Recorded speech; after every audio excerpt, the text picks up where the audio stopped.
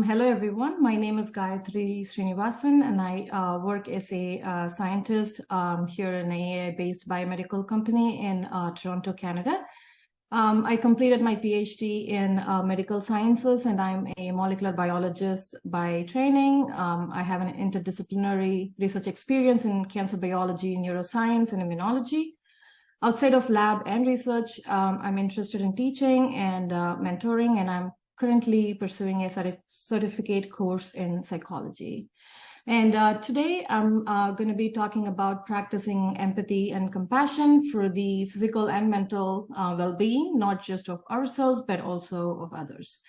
The world today is fast-paced, and there's hardly any time for us to stop and think about others. According to the World Health Organization's Mental Health Report 2022, 1 in every 8 people suffer from some form of mental health disorder, and we do not know what the person sitting right next to us is going through. Showing a little bit of compassion and kindness to those who are silently suffering can go a long way.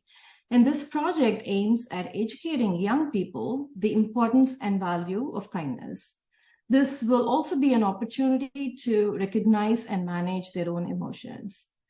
While all the online resources that are available today can help us learn and do things that were once impossible or not feasible, the amount of social media exposure and distractions have also taken a toll on our mental health, especially on the health of the youth today. This project will serve as a platform to learn about oneself and start practicing empathy and compassion to improve the overall health and well-being of students. This will also have a positive impact on their careers and improve the overall quality of life. Communication is an important skill that we all need for a successful life, not just professionally, but also personally. And how we communicate with others matters as much as what we communicate. And when I say communication is a skill, I'm not talking about talking fluently or overcoming stage fears. Rather, this is about what we fail to see or how we misunderstand others while we communicate with others. Do we know what impact our words can have on this other person? Do we really understand the situation or the problem? How can we best handle the situation? Can we all have a little compassion even at the most critical time? Can we take a few seconds to pause and think how we or others might be really feeling at that moment? So this project will serve as a practice session to answer some of these very important questions. Empathy and compassion will have to be a habit, and this, like any other habit, takes time to develop. So this project is not a promise to make everyone a completely new person at the end of 4 weeks. Rather, this will be an opportunity to practice these skills together, one step at a time. And this also does not mean we all lack empathy and compassion, but it is also important to realize that we all have blind spots, and let's explore them together and recognize them to make us all a better version of ourselves. So this project will be highly interactive, informal, will involve lots of reading, and be filled with some fun activities as well. Week 1, we will read a post from one of my favorite resources called the Character Lab. So emotions make us all human beings, and it is important to decode them. And this post is about decoding emotions. We will read this post, try to practice some tips, and discuss them during our call.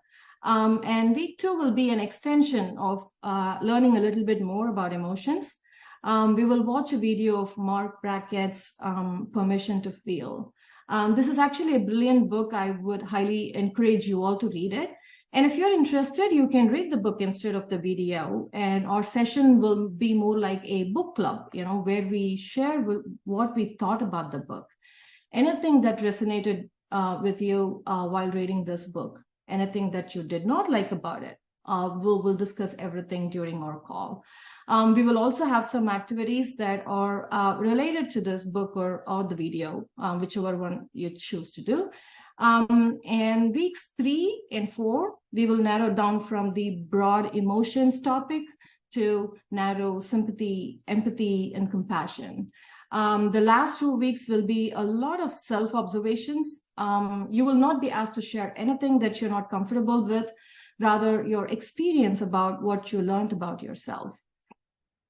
So these 4 weeks will be a great opportunity to take some time out for yourself and think about all those hidden emotions and to learn how to properly and effectively process them. So at the end of 4 weeks, next slide, please.